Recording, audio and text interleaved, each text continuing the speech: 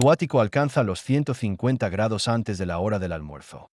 Tu aire acondicionado lucha contra ese calor y aún así pierde. Un ventilador de $80 pone fin a una guerra enterrada desde 1978. Antes de explicarte cómo instalarlo, tienes que ver lo que realmente está ocurriendo 4 pies por encima del techo de tu dormitorio al mediodía solar. Para empezar, todos los sistemas de aire acondicionado de este país tienen una debilidad estructural y se encuentra 4 pies por encima de tu techo. Tu ático es una cavidad cerrada con un tejado de asfalto negro encima. Esas tejas absorben aproximadamente el 90% de cada fotón de luz solar que las golpea. A las 11 de la mañana de un día normal de julio, la superficie del tejado permanece cerca de los 170 grados, y ese calor no tiene otro lugar a donde ir más que hacia abajo. Lo que la mayoría de los propietarios llama aislamiento del ático es una táctica para retrasar el calor, no una barrera. La fibra de vidrio R30 ralentiza la transferencia de calor por conducción desde el ático hacia tu sala, pero ralentizar no significa detener. El ático se convierte en una piscina de calor atrapado que alcanza los 130 grados a media mañana y los 150 grados a la hora del almuerzo. Esa es la temperatura de funcionamiento de tu ático durante 6 u 8 horas de cada día de verano. Y se encuentra directamente sobre la única capa de panel de yeso que te separa de un horno metálico. 180 grados a cada mediodía solar, durante cada verano. Esa es la temperatura superficial de una teja de asfalto negro bajo la luz directa del sol en un día normal. Tu ático absorbe esa radiación como una cavidad cerrada sin una vía de escape. El tejado continúa absorbiendo una nueva carga de calor durante cada minuto en que el sol permanece arriba. Y tu aire acondicionado termina pagando la factura al final del mes. Ahora bien, la peor parte de todo esto es algo que casi ningún propietario escucha. Los conductos de retorno, los conductos de suministro y la unidad manejadora de aire de tu sistema de aire acondicionado atraviesan exactamente ese mismo ático en aproximadamente el 78% de las viviendas estadounidenses. Incluso con conductos aislados clasificados como R6 o R8, estás obligando al aire frío acondicionado a atravesar un horno de 150 grados. El aire frío pierde energía a través de las paredes de los conductos antes de llegar a la habitación que intentas enfriar. Los estudios de campo del Departamento de Energía sobre la ganancia de calor en los conductos midieron pérdidas de eficiencia de entre el 15 y el 30% en sistemas instalados en áticos. Tu aire acondicionado está librando una guerra en 3 frentes. Enfría el aire de tus habitaciones. Pierde entre el 15 y el 30% de ese esfuerzo a través de las paredes de los conductos antes de que el aire llegue. Y compensa la lenta acumulación de calor por conducción que atraviesa el techo de tu dormitorio. Los ingenieros llaman a esto saturación térmica del ático, y hace que un aire acondicionado correctamente dimensionado para 3 toneladas funcione como una unidad de 2 toneladas durante las horas de mayor calor. La respuesta convencional de la industria consiste en sobredimensionar el equipo. Gasta más en un aire acondicionado más grande. Gasta más en un aislamiento más grueso para los conductos. Gasta más en un termostato programable que mantenga la unidad funcionando durante más tiempo para compensar. Cada solución mueve dinero de tu bolsillo al bolsillo de la industria de la calefacción y el aire acondicionado. Y ninguna resuelve el problema real. El problema real es que tu ático no tiene una salida. La mayoría de los áticos tiene respiraderos de sofito en los aleros y un respiradero de cumbrera o de hastial en la parte superior. La razón por la que esta ventilación pasiva no resuelve el problema es que el aire caliente no evacúa espontáneamente una cavidad cerrada a la velocidad necesaria para romper la saturación térmica. Necesitas un flujo activo, lo que significa sacar físicamente el aire del ático más rápido de lo que el sol puede introducir calor nuevo. Eso es lo que hace un ventilador solar de $80. Interrumpe la saturación térmica desde su origen, antes de que el calor llegue a tu aire acondicionado, a tus conductos o al panel de yeso del techo. Y la forma en que lo consigue no tiene nada que ver con aislamiento, baterías ni energía de la red eléctrica. Pero aquí es donde la física se vuelve implacable. Un ventilador solar para ático es un pequeño panel fotovoltaico conectado directamente a un motor de extracción sin escobillas que hace girar un ventilador de aspas anchas, instalado debajo de una cubierta abovedada para tejado. No hay batería ni termostato en el modelo básico. El panel produce electricidad únicamente cuando recibe luz solar, que es precisamente cuando el ático se está calentando. El ciclo de funcionamiento coincide con la carga sin necesidad de componentes electrónicos. Las cifras detrás de este sistema son más claras que las de casi cualquier otra solución de refrigeración residencial. Un panel fotovoltaico típico de 20 vatios, combinado con un motor de extracción de buena calidad, mueve entre 800 y 1,200 pies cúbicos de aire por minuto. El volumen de un ático promedio en una vivienda de 1,500 pies cuadrados ronda los 3,000 pies cúbicos. Divide 3,000 entre 800. El ventilador solar realiza un cambio completo del aire cada 2 minutos y medio o 3 minutos. 800 pies cúbicos por minuto. Eso significa una renovación completa del ático cada 3 minutos, 20 veces por hora, utilizando luz solar gratuita y sin consumir electricidad de la red. En términos prácticos, esto significa que la temperatura del ático deja de subir. El mismo volumen de aire a 150 grados que habría permanecido cocinándose sobre tu techo durante 8 horas seguidas ahora se expulsa continuamente hacia el exterior. Las mediciones de campo realizadas por el Centro de Energía Solar de Florida en instalaciones de ventiladores solares para áticos muestran reducciones de entre 40 y 50 grados en las temperaturas máximas del ático. La temperatura de referencia de un ático sin ventilación, que alcanza los 150 grados, cae a entre 95 y 110 grados cuando el ventilador está funcionando. Probablemente estés pensando que una turbina de ventilación pasiva, de esas que giran con el viento, hace lo mismo por menos dinero. No es así. Y la razón no tiene nada que ver con que la turbina gire. Una turbina pasiva solo mueve aire cuando el viento sopla sobre ella. Durante el día más caluroso del año, cuando tu ático alcanza los 150 grados, la velocidad del viento en la mayoría de los suburbios estadounidenses se encuentra entre 0 y 3 millas por hora. La turbina es una pieza de metal inmóvil durante las horas exactas en que más necesitas que gire. A un ventilador solar no le importa el viento. Cuanto más caluroso es el día, más brillante es el sol y con mayor fuerza funciona el ventilador. Los estudios comparativos empíricos sitúan el flujo de aire de los ventiladores solares para áticos en aproximadamente 3 veces el de una turbina pasiva durante una tarde típica de julio. La diferencia aumenta todavía más en días con poco viento, cuando la turbina deja de moverse por completo. Aquí también es donde esta tecnología se diferencia de la barrera radiante de aluminio que quizá hayas visto en el canal. Una barrera radiante refleja la radiación infrarroja hacia el tejado, lo que reduce la cantidad de calor que entra al ático. Es un efecto real y funciona bien junto con un ventilador solar, pero la reflexión por sí sola no puede eliminar el calor que consigue atravesarla. La reflexión ralentiza la entrada y la ventilación activa elimina el calor restante. No son sustitutos. Forman un sistema combinado que supera a un ático sin ventilación en todos los parámetros medibles. La fórmula enterrada que la industria nunca publicó es la renovación completa del aire del ático. Como sistema, rompe por completo el ciclo de saturación térmica. Cada minuto, el ventilador elimina 800 pies cúbicos de aire a 150 grados y aspira aire exterior más fresco a través de los respiraderos de sofito situados en los aleros. Ese aire entrante se calienta, se expulsa y vuelve a ser reemplazado. Después, el ciclo se repite. Tras unos 10 minutos de funcionamiento, en un día caluroso, el ático se estabiliza entre 30 y 40 grados por debajo de la temperatura que tendría sin ventilación. Una reducción de entre 30 y 40 grados en la temperatura del ático se traduce directamente en una menor carga térmica dentro del espacio acondicionado. Tanto el Departamento de Energía como el Centro de Energía Solar de Florida han medido reducciones de entre el 10 y el 20% en la carga de refrigeración residencial en viviendas con una ventilación adecuada del ático. Las viviendas que no la tienen soportan toda esa carga durante cada verano. En una factura de refrigeración de $600 durante el verano, eso representa un ahorro directo de entre $60 y $120.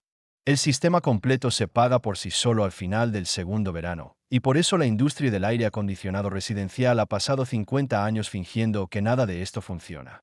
Ahora regresemos a 1976. La Comisión de Energía de California estaba redactando lo que se convertiría en el Título 24, el primer conjunto de normas estatales de eficiencia energética para edificios en la historia de Estados Unidos. Uno de los primeros borradores incluía requisitos obligatorios de ventilación activa de áticos en las construcciones nuevas ubicadas en climas dominados por la necesidad de refrigeración. El argumento original de los ingenieros era sólido. La ventilación activa reduce la carga de refrigeración aproximadamente un 15% en el conjunto de viviendas, lo que significa que el Estado puede posponer la construcción de nuevas centrales eléctricas de gas natural destinadas a cubrir los picos de demanda. Las cifras funcionaban a nivel de política energética.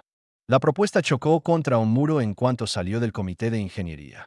El grupo de presión de la industria del aire acondicionado residencial, que más tarde se consolidaría en el Instituto de Aire Acondicionado, Calefacción y Refrigeración, intervino durante el periodo de comentarios públicos.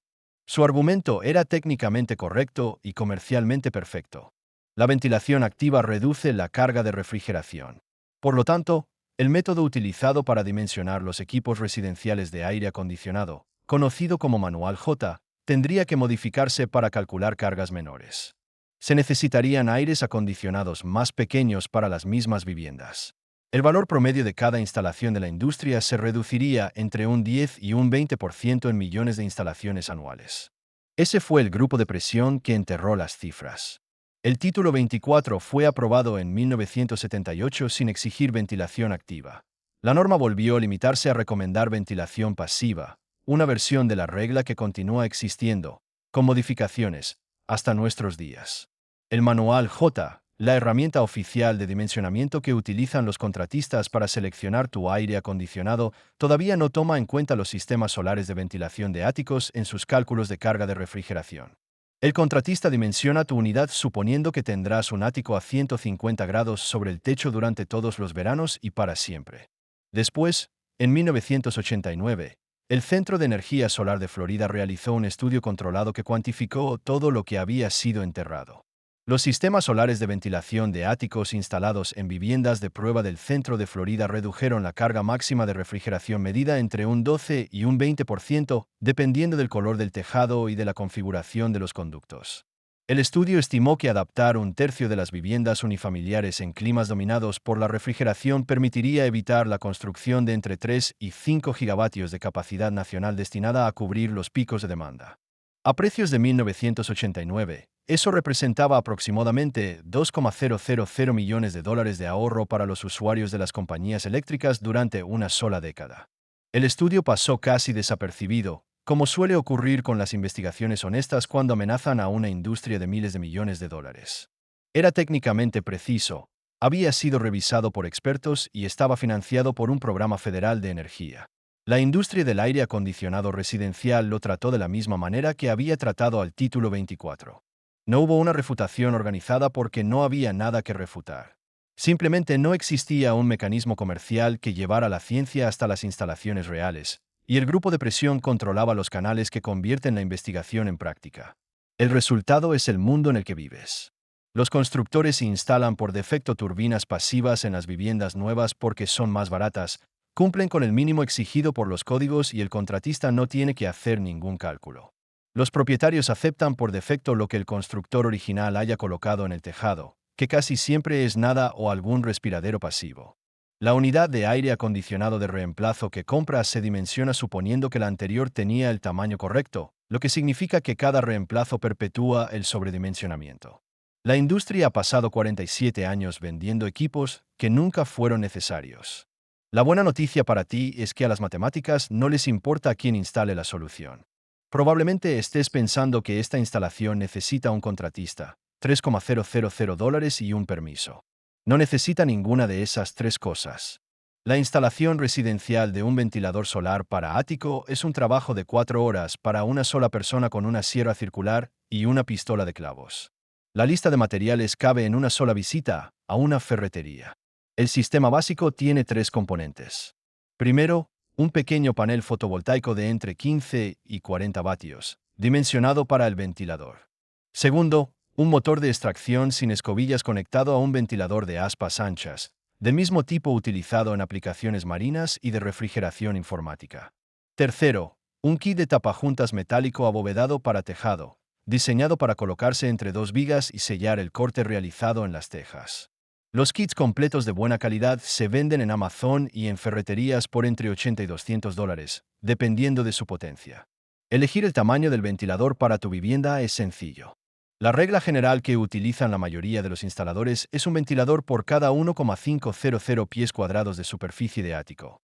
Para una vivienda estándar de una sola planta y 1,500 pies cuadrados, un ventilador cubre todo el ático. Para una vivienda de 2,000 pies cuadrados o una casa con un tejado de forma complicada, 2 ventiladores instalados en pendientes opuestas se encargan del volumen. La instalación comienza localizando el lugar correcto en el tejado. Elige la pendiente orientada al sur para que el panel reciba luz solar directa. Colócalo en el tercio superior del tejado para que el ventilador extraiga el aire más caliente, que se acumula en la parte superior de la cavidad. El corte debe realizarse entre dos vigas del tejado, que normalmente están separadas 16 o 24 pulgadas de centro a centro. Marca un cuadrado de 14 por 14 pulgadas entre las vigas. Corta cuidadosamente las tejas alrededor del perímetro con una navaja multiusos. Corta la plataforma del tejado con una sierra circular ajustada a una profundidad suficiente para atravesar únicamente el contrachapado.